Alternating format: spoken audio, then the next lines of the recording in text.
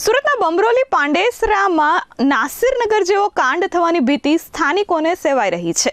સાંઈ શક્તિનગરના રહેવાસીઓએ આજે કલેક્ટરને આવેદનપત્ર આપ્યું છે.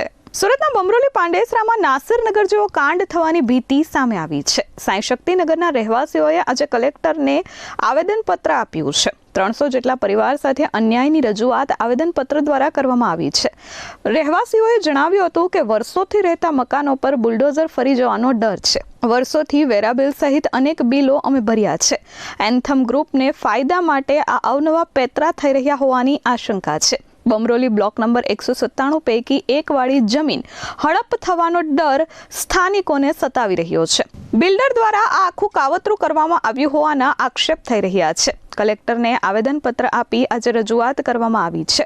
આગામી દિવસોમાં કમિશનરને પણ આ મામલે આવેદનપત્ર આપવામાં આવશે અને જો નક્કર કાર્યવાહી નહીં થાય તો આંદોલનની ચીમકી સ્થાનિકોએ ઉચ્ચારી છે. મનીષભાઈ શું રજૂઆત લઈને કલેક્ટર અમે કલેક્ટર કચેરી રજૂઆત લઈને આવ્યા છે કે બમરોલી ખાતે સાઈ શક્તિનગર સોસાયટીમાં વર્ષોથી અમારા જે જગ્યા આવેલી છે, વર્ષોથી અમારા બાપ દાદા નામની જગ્યા છે, જે વર્ષોથી અમે 2003 અમે વેરા બિલ ભરીએ છીએ.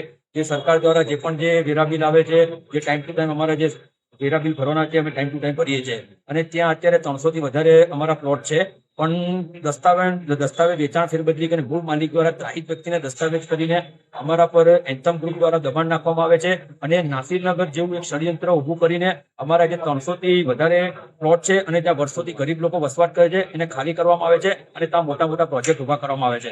અમારી કલેક્ટરશ્રીને એક જ રજૂઆત છે કે નાસિરનગર જેવો બનાવ ના બને અને નાસિરનગર જેવું કોઈ ષડયંત્ર ના થાય તે માટે અમે કલેક્ટરશ્રીને આવેદનપત્ર આપવામાં આવે છે કે દરેક અમારા જે ગરીબ વ્યક્તિઓ ત્યાં વર્ષોથી વસવાટ કરે છે તેની માંગ સંતોષવામાં આવે.